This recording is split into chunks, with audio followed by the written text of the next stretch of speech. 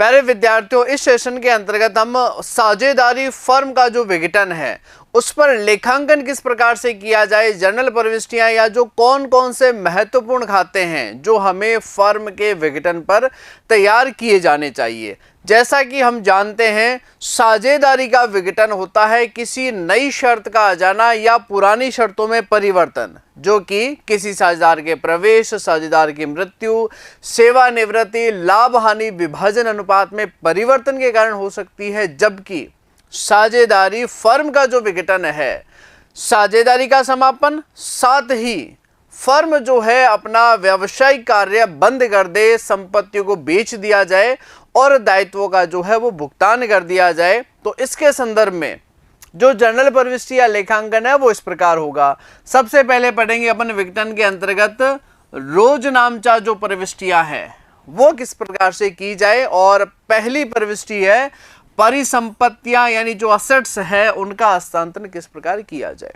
तो जितने भी व्यापार की संपत्तियां हैं, कैश, बैंक और जो है आपकी अवास्तविक परिसंपत्तियां यानी जो फिक्टिशियस असेट्स है उनको छोड़ करके सभी संपत्तियां अपने पुस्तक मूल्य पर वसूली खाते में हस्तांतरित की जाएगी। और संपत्तियों का बैलेंस जैसा कि हमें पता है, नाम शेष होता है, डेबिट शेष होता है, तो इन्हें बंद करने के लिए क्या करेंगे, क्रेडिट करेंगे, यानी कि realization account debit to assets on their book value, उनके पुस्तक मूल्य पर जो है हस्तांतरण करना है। किस प्रकार, देखिए, रोकड़, बैंक और अवास्तविक परिसंपत्तियों के अतिरिक्त सभी परिसंपत्तियों के खाते पुस्तक मूल्य पर वसूली खाते के नाम पक्ष में हस्तांतरित किए जाते हैं। नाम पक्ष में हस्तांतरित यानी वसूली खाता डेबिट होगा और संपत्तियों को जो है वो क्रेडिट किया जाएगा। ध्यान देने योग्य बात यह है कि विविध देनदारों को सकल मूल्य पर हस्तांतरित किया जाता है, यानी कि देनदारों पर अगर प्रोविजन आयोजन दिया गया है तो शुद्ध देनदार नहीं, जितने देनदार है, माना कि देनदार है 1 लाख रुपए के, 5% से 5,000 रुपए आपको आयोजन दिया हुआ है, तो कितना जाएगा, 1 लाख जाएगा या 95,000। तो पूरा 1 लाख रुपए का जो हस्तांतरण है वो वसूली खाते के डेबिट में जाएगा, यानी realization account debit to debtors account. जबकि जो आयोजन की राशि है वह वसूली खाते के जमा पक्ष में जाएगी, प्रविष्टि की जाएगी, provision for bad and doubtful debts account debit to realization account. ध्यान देने योग्य बात है कि विविध देनदारों का सकल मूल्य, सकल मूल्य मतलब आयोजन घटाने से पूर्व की जो राशि हस्तांतरित किया जाता है, और डूबत व संदिग्ध ऋणों के लिए जो प्रावधान है उनको दायित्वों के साथ वसूली खाते के जमा पक्ष में हस्तांतरण किया जाता है। यानी देनदार तो होगा realization account debit to debtors, और जो प्रोविजंस होंगे वो provision for bad and doubtful debts to realization account, इस प्रकार हस्तांतरित किए जाएंगे। और यही प्रक्रिया स्थायी परिसंपत्तियों पर लागू होगी यदि हाश के लिए प्रावधान खाता जो है वो तैयार किया जाता है।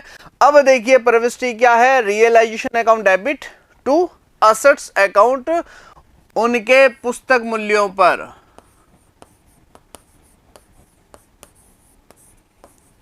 संपत्ति के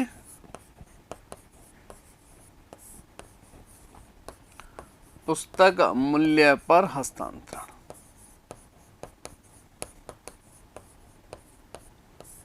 फिर आगे क्या लिखा है, दायित्वों के हस्तांतरण पर प्रावधान सहित सभी बाह्य दायित्व जिन्हें वसूली खाते के जमा पक्ष में हस्तांतरित करके बंद किया जाता है, लायबिलिटीज टू रियलाइजेशन अकाउंट, ये भी किस पर आएगा,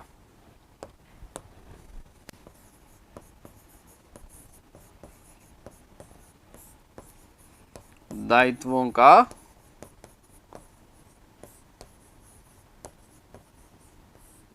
पुस्तक मूल्य पर हस्तांतरण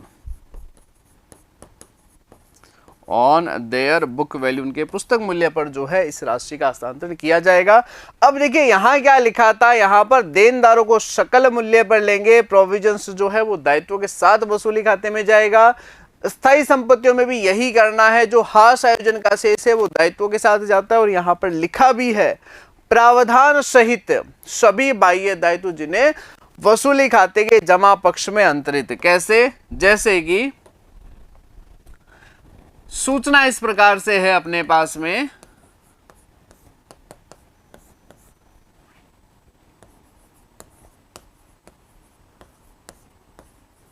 चिट्ठे का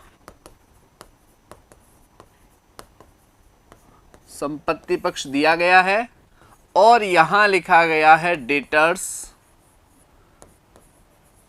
1,00,000 रुपए,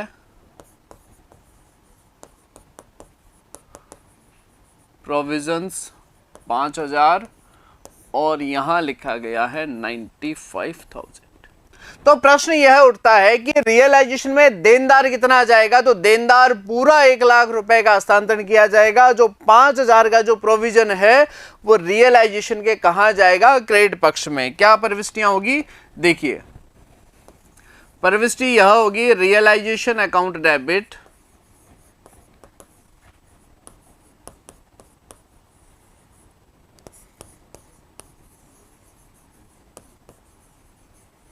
टू डेटर्स 1,00,000 रुपए। और ये जो प्रोविजन है इसका हम क्या करेंगे?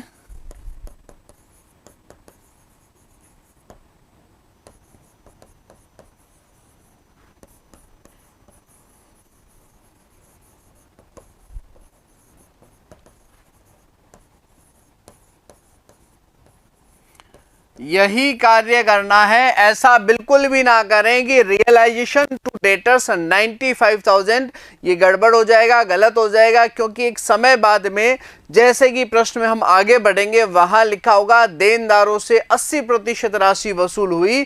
तो आप अगर ऐसा लिखेंगे तो आपके सामने जो देनदार रहेगा वो 1,00,000 दिखेगा, उसका 80% वसूली आप 80,000 निकालेंगे जो सही होगा।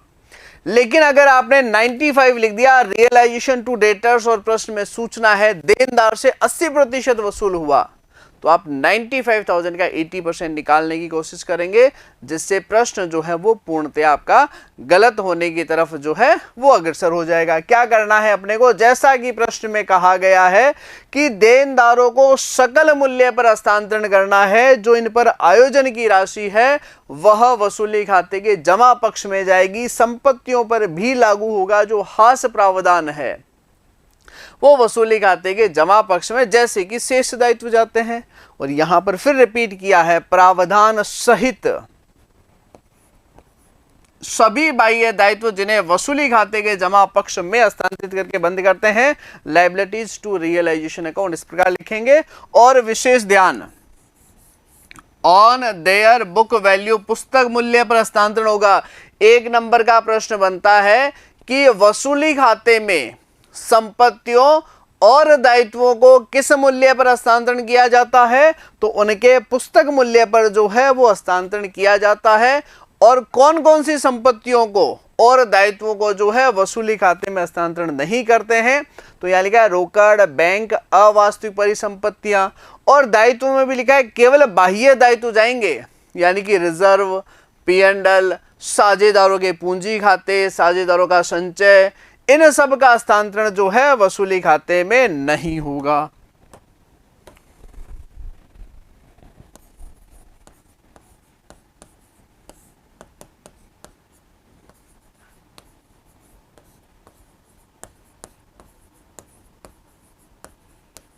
फर्म के विघटन पर बनाए गए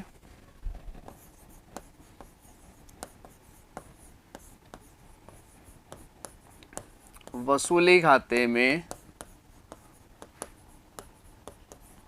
संपत्तियों और दायित्वों को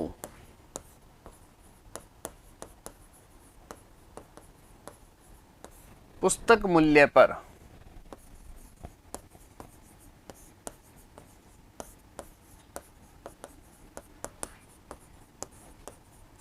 हस्तांतरित किया जाता है, परंतु cash bank,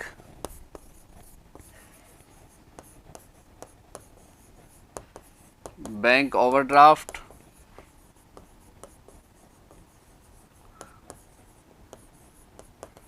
partners capital account,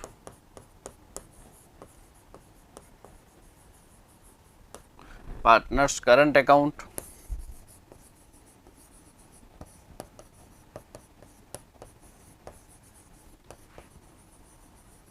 partners loan account, reserve, P&L account,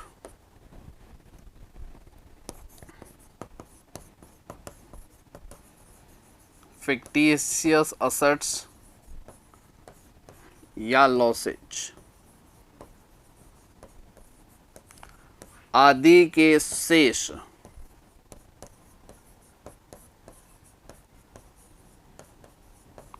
वसूली खाते में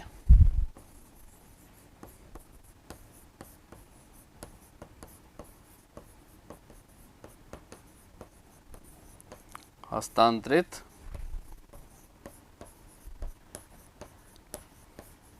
नहीं होते हैं। क्लियर है? सभी संपत्ति और दायित्व जाएंगे, लेकिन cash, bank, bank overdraft, partners capital, partners current account, partners loan account, reserve, P&L, losses, इन सब का शेष जो है इस प्रकार से वसूली खाते में हस्तांतरण नहीं करना है। जैसे रियलाइजेशन टू असेट्स है, लायबिलिटीज टू रियलाइजेशन है, इसके अंतर्गत इनके बैलेंस नहीं जाएंगे। चलें आगे। नेक्स्ट देखिए, परिसंपत्तियों की बिक्री पर क्या आ जाएगा? Bank account debit to realization, और कौन से मूल्य पर? वसूली मूल्य पर।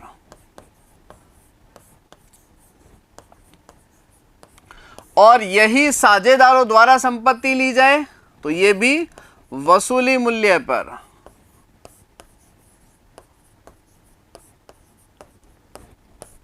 और दायित्वों का भुगतान है तो ये भी जो उनका वास्तविक मूल्य है, जो चुकाया गया मूल्य है, वह लिया जाएगा। अब देखिए यहां क्या ध्यान में रखना है अपने को, यह ध्यान में रखना है कि कई बार प्रश्न में यह आता है कि संपत्ति जिसका लागत मूल्य 8,000 था, 10,000 वसूल हुआ, तो हम यहां पर लिखते हैं bank account debit 10,000 to realization 10,000। लेकिन कई बार हमारे मन में यह ख्याल आ जाता है कि संपत्ति 8,000 की थी, हमने 10,000 में बेचा, हम क्या प्रविष्टि करें? Bank account debit 10,000 to assets कर देते हैं 8,000 टू रियलाइजेशन 2,000। ऐसा बिल्कुल भी नहीं करना है, क्योंकि लागत मूल्य का हस्तांतरण ऑलरेडी रियलाइजेशन में हो रखा है संपत्ति और दायित्व के लिए। अब केवल और केवल जो है वसूली मूल्य आएगा। रियलाइजेशन में स्वतः ही लाभ और हानि जो है वो अंतर रह जाएगा। अलग से लाभ और हानि की जो प्रविष्टि है वो हमें दर्ज नहीं करना है। प्रश्न में कहा गया मशीनरी जिसका लागत मूल्य 8,000 है, फर्म के विघटन पर 10,000 वसूल हुआ, तो 8,000 यहां पर हस्तांतरण हो चुका है रियलाइजेशन टू असेट्स। यहां पर जो वसूली है वो 10,000 से होगा बैंक टू रियलाइजेशन। 2,000 के संदर्भ में कोई अलग से प्रविष्टि लेखा नहीं करना है। संपत्ति अगर नगद बेची जाए और साझेदार कहता है कि भाई यह संपत्ति मेरे द्वारा रख ली जाएगी, क्योंकि होता क्या है व्यापार में, जैसे मान लीजिए कि कंप्यूटर है, फर्नीचर है, व्यापार का मोटर व्हीकल है, तो इसे मार्केट में भी बेचा जा सकता है, लेकिन साझेदार चाहता है कि भाई यह संपत्ति मैं रख लेता हूं, तो हमने ऐसा माना कि साझेदार को दे दी है, लेकिन ऐसा नहीं कि मुफ्त में दी गई है, वह उसके पूंजी खाते में हस्तांतरण कर दी जाएगी, उसके पूंजी में से कटौती जो है वो कर दी जाएगी। नहीं तो फिर ऐसा होगा सभी संपत्तियां साझेदार घर ही ले जाएंगे अपने, है ना, वह अपने को उनके पूंजी खाते से वसूल करना है। तो संपत्ति से नगद वसूली साझेदार द्वारा लेने पर जाएगा वसूली मूल्य पर, और यहां आ गया दायित्व का नगद भुगतान करने पर रियलाइजेशन टू बैंक। और यही जो है अगर साझेदार किसी दायित्व का भुगतान करना स्वीकार करता है तो क्या आ जाता? Realization account debit to partners capital account. ये देखिए साझेदार द्वारा दायित्व का भुगतान करने पर या उसका उत्तरदायित्व लेने पर realization to partners capital account. ऐसा हो सकता है कि साझेदार की पत्नी, पुत्र या रिश्तेदार का कोई ऋण है फर्म पर, तो साझेदार कहता है कि भाई इस ऋण का भुगतान मैं स्वतः कर दूंगा। तो स्वतः कर दूंगा इन द सेंस उसके पूंजी खाते द्वारा भुगतान होगा, ऐसे नहीं कि स्वतः कर देगा तो अब वह दायित्व समाप्त हो गया, उसके पूंजी खाते में हस्तांतरण हो जाएगा, क्योंकि निश्चित रूप से वो बाहरी दायित्व होता है। अब आगे चलते हैं अपन, परिसंपत्ति के हस्तांतरण द्वारा लेनदारों का भुगतान।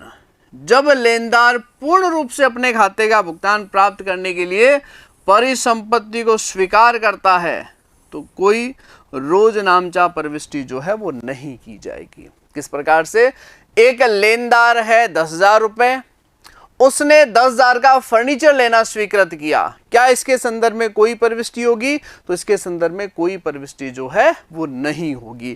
क्या लिखा गया, जब लेनदार पूर्ण रूप से अपने खाते का भुगतान जितना उसको मिलना चाहिए था उतने के लिए संपत्ति लेता है तो कोई प्रविष्टि नहीं होगा। लेकिन अगर इसमें डिफरेंस रहता है, जैसे यदि लेनदार आंशिक रूप से परिसंपत्ति को स्वीकार करता है तब केवल रोकड़ भुगतान की जो है प्रविष्टि की जाएगी। 8,000 के लेनदार है जिसने 6,000 का फर्नीचर लेना स्वीकार किया, शेष के लिए रोकड़, तो जो रोकड़ की प्रविष्टि है 2,000 केवल वही की जाएगी, 6,000 के फर्नीचर के लिए कोई प्रविष्टि जो है वो नहीं करेंगे।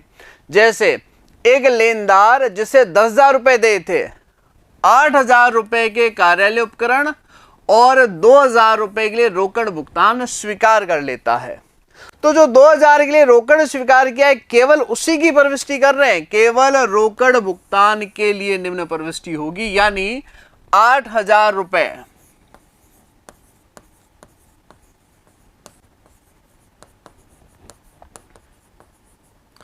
कार्यालय उपकरण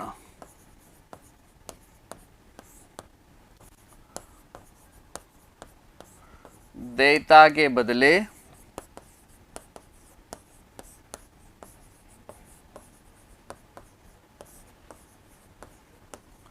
स्वीकार करने हेतु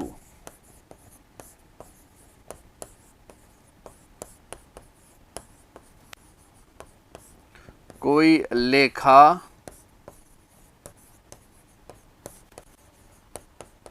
नहीं किया जाएगा। इसके संदर्भ में कोई लेखा नहीं होगा। हाँ, जो रोकड़ भुगतान है उसके लिए जो प्रविष्टि है आपका 2,000 रुपए से कर दी जाएगी रियलाइजेशन टू बैंक अकाउंट। अगर उसके अगेंस्ट में इसका विपरीत है, हालांकि जब लेनदार ने परिसंपत्ति स्वीकार कर ली है जिसका मूल्य देय राशि से अधिक है तो अंतर की राशि वह फर्म को भुगतान करेगा और उसकी प्रविष्टि होगी बैंक टू रियलाइजेशन।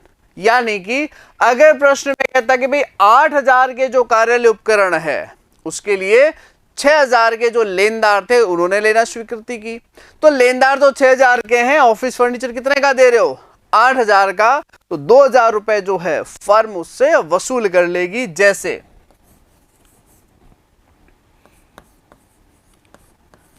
एक 6,000 रुपए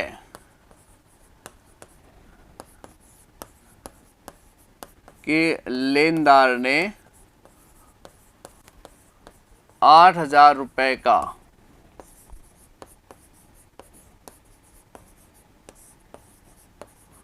कार्यालय उपकरण लेना स्वीकार किया, तो लेनदार तो 6,000 का ही है, ऑफिस इक्विपमेंट कितने का है 8,000 का, तो 2,000 रुपए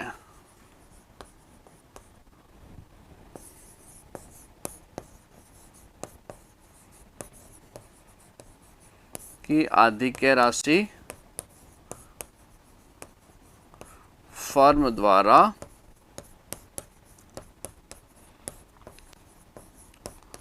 प्राप्त की गई। तो क्या करेंगे इसके संदर्भ में 2,000 रुपए से जो है यह प्रविष्टि कर दी जाएगी बैंक टू रियलाइजेशन। 3 कंडीशंस हो गई। पहली कंडीशन ये कि माना कि लेनदार भी 8,000 का है, ऑफिस इक्विपमेंट भी 8,000 का है, कोई प्रविष्टि नहीं। लेनदार जो है 10,000 का, ऑफिस इक्विपमेंट 8,000 का है, तो फर्म उसे 2,000 रुपए चुका देगी रियलाइजेशन टू बैंक अकाउंट। और अगर लेनदार 6,000 का है, ऑफिस इक्विपमेंट 8,000 का है, तो 2,000 रुपए फर्म जो है उसे वसूल करेगी bank account debit to realization account. आगे देखिए, वसूली व्यय का भुगतान करने पर 3 कंडीशंस जो है हम पढ़ेंगे। फर्स्ट कंडीशन, जब परिसंपत्तियों की वसूली और दायित्वों के भुगतान की प्रक्रिया में कुछ व्ययों का भुगतान फर्म द्वारा किया जाता है, फर्म द्वारा नगद चुकाया जाता है, तो realization account debit to bank account. और फर्म के स्थान पर अगर मान लीजिए कोई साझेदार चुकाता है, जब फर्म की ओर से, व्यक्तिगत रूप से नहीं, फर्म के बिहाफ पर वसूली व्ययों का भुगतान एक साझेदार द्वारा किया जाता है, तो realization account debit to partners capital. यानी वसूली व्यय में रियलाइजेशन तो डेबिट करना ही है, रियलाइजेशन एक्सपेंसेस डेबिट नहीं करना है। कई बार हम जल्दबाजी कर देते हैं, जो मल्टीपल चॉइस के क्वेश्चंस आते हैं वहां लिखा जाता है वसूली व्यय के भुगतान में कौन सा खाता डेबिट होगा, और हमारी आदत हो रखी होती है कि हम नॉमिनल अकाउंट, नाम मात्र के खाते, खर्चों को डेबिट करते हैं, रियलाइजेशन एक्सपेंसेस को डेबिट दिखा देते हैं।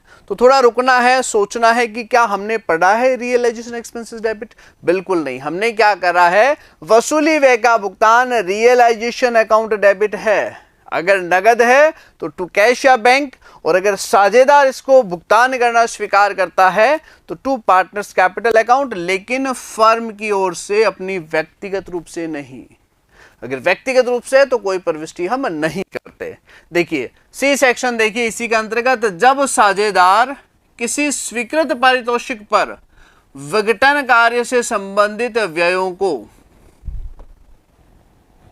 विघटन कार्य से संबंधित व्ययों को वहन करने के लिए सहमत होता है, यानी कि वो जो कार्य है विघटन संबंधी वो साझेदार कर ले, तो फिर क्या प्रविष्टि करेंगे, जब फर्म द्वारा वसूली व्यय दिया जाता है तो साझेदार को दे रहे हैं, तो partners capital account debit to bank account. और यही यदि साझेदार जो है वो वसूली व्यय का स्वयं भुगतान करता है तो इसके संदर्भ में कोई प्रविष्टि आवश्यक नहीं है, कोई एंट्री नहीं की जाएगी। यानी फर्म के विघटन संबंधी जितने भी कार्य वहन करने हैं, साझेदार उसको चुकाने के लिए सहमत होता है, साझेदार द्वारा वह कार्य किया जाता है तो पार्टनर्स कैपिटल टू बैंक, और यही खर्चे अगर साझेदार चुकाता है तो पार्टनर्स कैपिटल टू कैपिटल नहीं होना, यानी कोई प्रविष्टि नहीं होगी।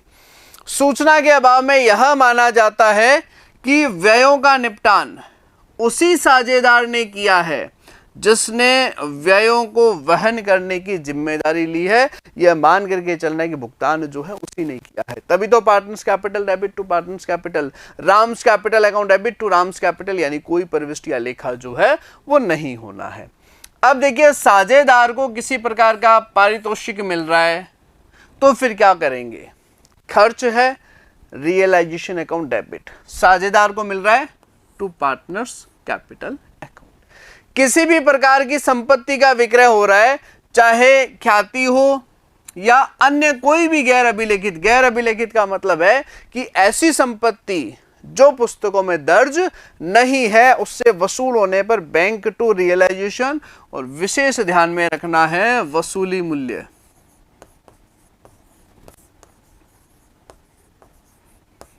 और गैर अभिलेखित दायित्वों का भुगतान रियलाइजेशन टू बैंक अकाउंट, चुकाया गया मूल्य।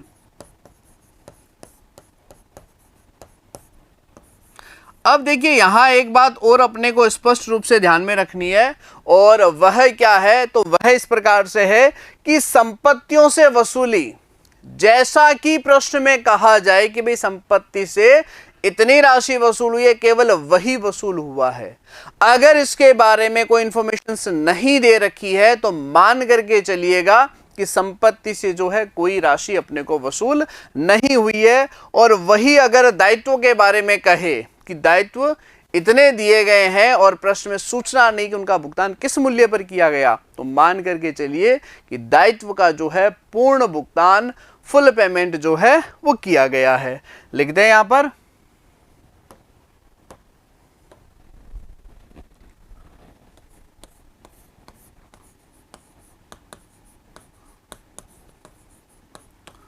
संपत्तियों से वसूली मूल्य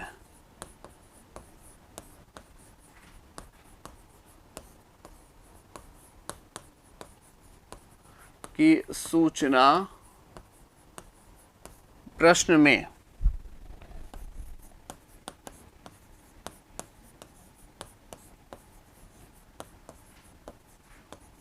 होना आवश्यक है, अन्यथा या ऐसा कहें सूचना के अभाव में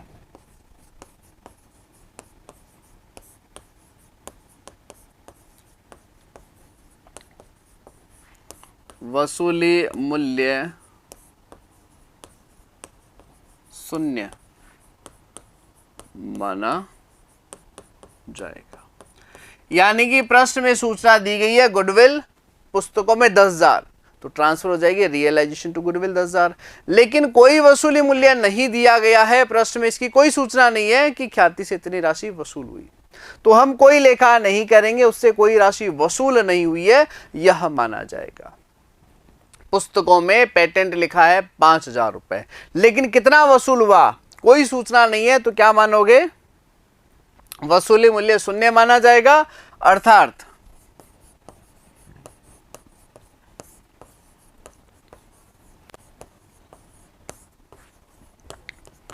वसूली के संबंध में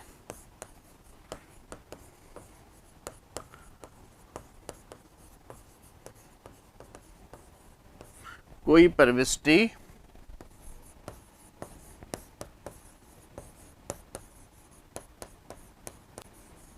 नोट को ध्यान से पढ़िएगा, जो मैं कह रहा हूं उसे ध्यान से सुनिएगा। जो समापन के समय, विघटन के समय बैलेंस शीट दिया गया है, उसके अंतर्गत चाहे भवन है, चाहे प्लांट है, चाहे पेटेंट है, चाहे गुडविल है, मूल्य दिया गया है, वह मूल्य लागत मूल्य पर वसूली खाते में चला जाएगा। लेकिन उस संपत्ति से कितनी राशि वसूल हुई है उसके बारे में बात कर रहा हूं। संपत्तियों से वसूली मूल्य की सूचना प्रश्न में होना आवश्यक है कि पेटेंट से इतनी राशि वसूल हुई तो बैंक टू रियलाइजेशन करेंगे, गुडविल से 5,000 वसूल हुआ तो बैंक टू रियलाइजेशन करेंगे 5,000। लेकिन अन्यथा सूचना के अभाव में वसूली मूल्य शून्य माना जाएगा, यानी उस संपत्ति से वसूली के संदर्भ में कोई प्रविष्टि नहीं होगी, जबकि दायित्व के संदर्भ में बिल्कुल इसका विपरीत है।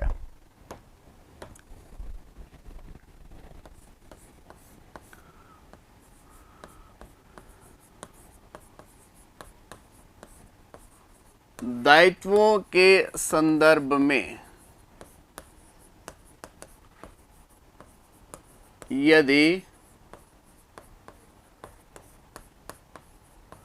चुकाई गई राशि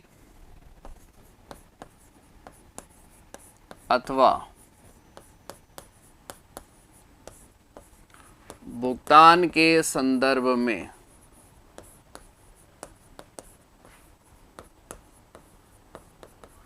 कोई सूचना नहीं है तो यह माना जाएगा कि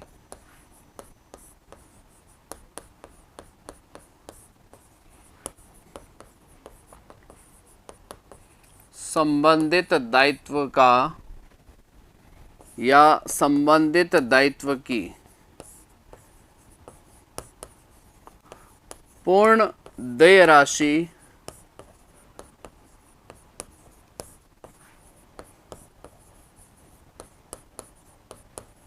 का भुगतान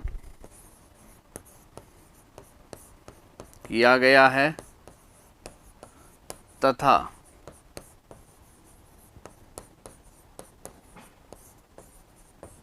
भुगतान की प्रविष्टि भी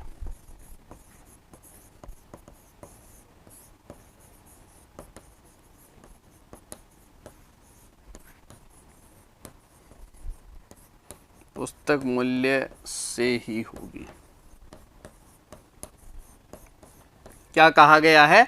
संपत्ति अगर वसूली मूल्य कहा जाए तो इतना वसूल, नहीं तो कोई वसूली नहीं है, कोई प्रविष्टि नहीं करेंगे। जबकि दायित्व के संदर्भ में जैसे कि लेनदार बैलेंस शीट में लिखा है 10,000 और कितना भुगतान किया गया इसकी कोई सूचना नहीं है, तो क्या मान करके चलोगे? पूरा 10,000 रुपए चुकाया गया है। दायित्व के संदर्भ में यदि चुकाई गई राशि या उसे भुगतान किया गया है या नहीं किया हुआ, इसके बारे में प्रश्न साइलेंट रहता है, कोई जवाब नहीं देता है, तो इस संदर्भ में कोई सूचना नहीं है, तो माना जाएगा कि संबंधित दायित्व की पूर्ण देय राशि का भुगतान किया गया है और भुगतान की जो प्रविष्टि है वह पुस्तक मूल्य से ही की जाएगी। जो उसका बुक वैल्यू है, पुस्तक मूल्य, उससे अपने को दर्ज करना होता है। अब बात करते हैं वसूली पर लाभ हानि का हस्तांतरण करने पर। चूंकि वसूली खाता एक नाम मात्र का खाता है, नॉमिनल अकाउंट है, इसका जो भी बैलेंस होगा वो वसूली पर लाभ या वसूली पर हानि होगा। और नाम मात्र का खाता है, यानी अगर डेबिट शेष ज्यादा है तो वसूली की हानि है, जबकि क्रेडिट शेष होने पर क्या कहलाएगा? वसूली पर लाभ कहलाएगा। कहां हस्तांतरण होगा? साझेदारों में जो भी उनका लाभ हानि विभाजन अनुपात है, प्रॉफिट शेयरिंग रेशियो है, उसमें हस्तांतरण किया जाएगा। तो क्या आ जाएगा? वसूली पर लाभ होने पर realization to partners capital account, कौन से अनुपात में?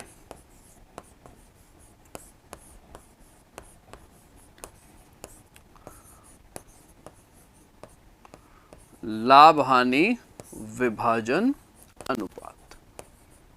इस प्रकार से जो है हस्तांतरण किया जाएगा। और अगर वसूली पर हानि होती है तो पार्टनर्स कैपिटल टू रियलाइजेशन, ये भी कौन से अनुपात में? जो भी उनका पुराना लाभ हानि विभाजन अनुपात है उसमें हस्तांतरण किया जाएगा। वसूली खाता क्या है? नाम मात्र का खाता है। अगर डेबिट शेष ज्यादा है तो वसूली पर हानि कहलाएगी, क्रेडिट शेष ज्यादा है तो क्या कहलाएगा? वसूली पर लाभ कहलाएगा।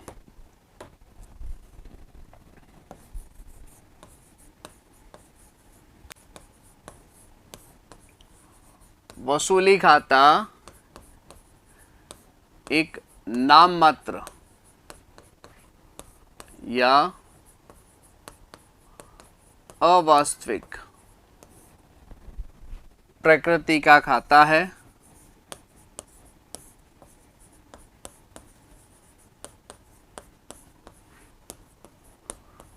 इसका शेष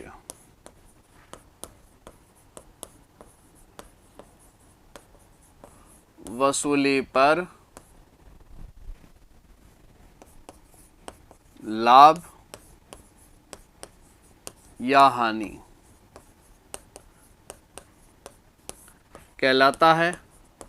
अर्थात नाम यानी कि डेबिट शेष होने पर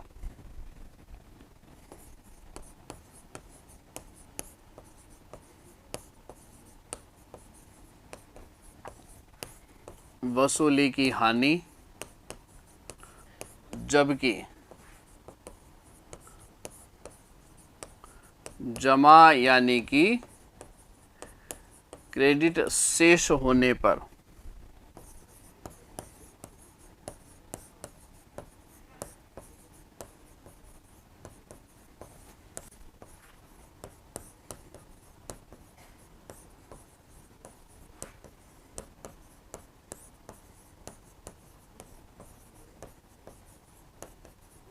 और वसूली पर जो भी लाभ या हानि है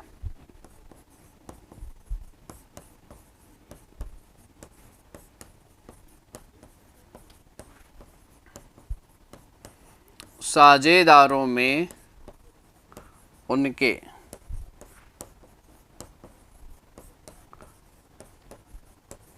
लाभ हानि विभाजन अनुपात में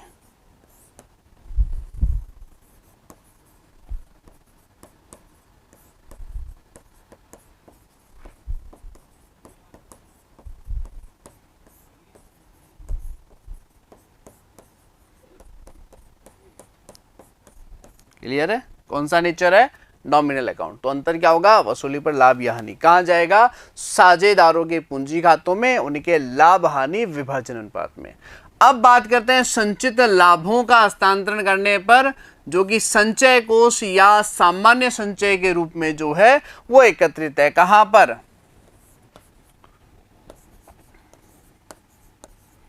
चिट्ठे के दायित्व पक्ष में।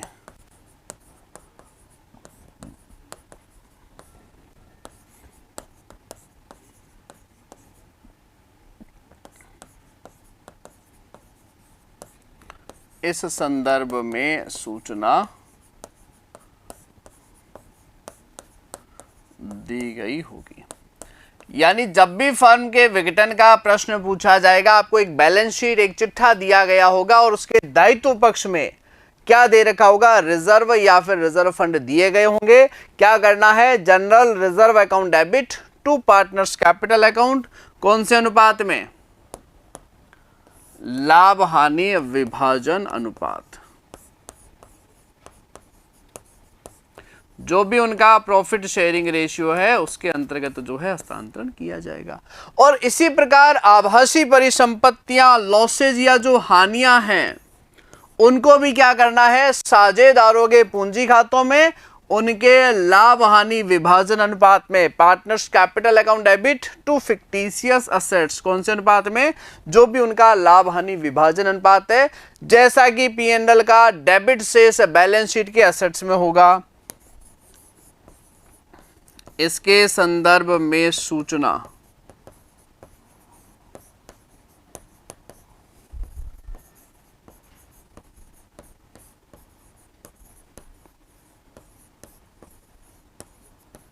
चिट्ठे के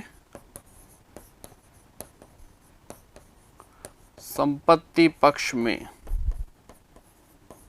दी गई होगी। यानी लॉसेज जो बैलेंस शीट के एसेट्स में होगा, कैपिटल टू फिक्टिशियस असेट्स, ऐसा नहीं कि असेट्स, और जो संचय है, जो लाभ या जो P&L का जो बैलेंस शीट के दायित्व पक्ष में, उसके लिए रिजर्व टू कैपिटल अकाउंट, कौन से अनुपात में, साझेदारों के लाभ हानि विभाजन अनुपात में। तत्पश्चात आ जाएगा साझेदारों से लिए गए ऋणों का भुगतान करने पर partners loan account debit to bank account. देखिए, सभी बाहरी दायित्वों के भुगतान के पश्चात सुरक्षित हो असुरक्षित हो, फिर चुकाया जाता है साझेदारों का ऋण, partners loan to bank account. और साझेदारों के खातों के भुगतान करने पर या तो देखिए पूंजी का डेबिट शेष होगा या फिर जो है पूंजी का क्रेडिट शेष होगा। अगर नाम शेष है, डेबिट शेष है, पूंजी का विपरीत शेष है, तो वह राशि साझेदारों से वसूल की जाएगी bank account debit to partners capital account.